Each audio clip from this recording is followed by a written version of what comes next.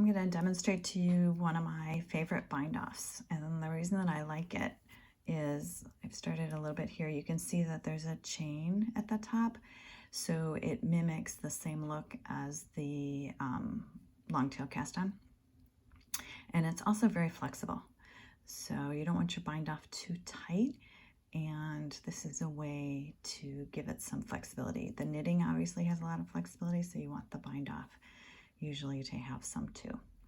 So I'm kind of in the middle of this, so I have a stitch on my right hand needle.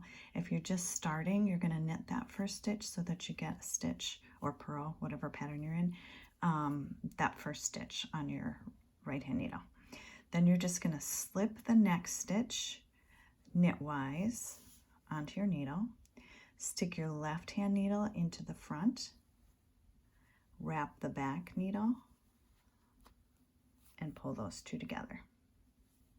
So I'll show you again.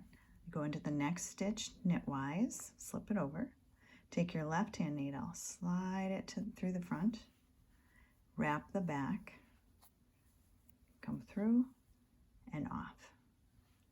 So I'll show you one more time. Go slip as if to knit, take your left hand needle through the front of those stitches, wrap the back needle, and pull it through. This is often called the SSK Bind Off because it's basically an SSK.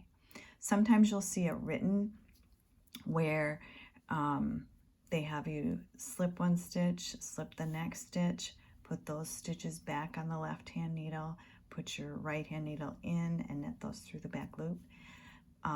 It's the exact same thing. It's just easier to write that way.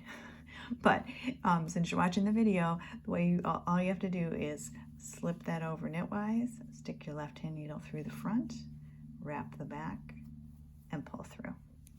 And for those of you that hold your yarn in your right hand, let me show you. Slip that over, put your left hand needle through the front, wrap the back needle, and pull it through. Slip, left hand needle in the front, wrap the back needle, pull it through. So there you have it, the SSK Bind Off.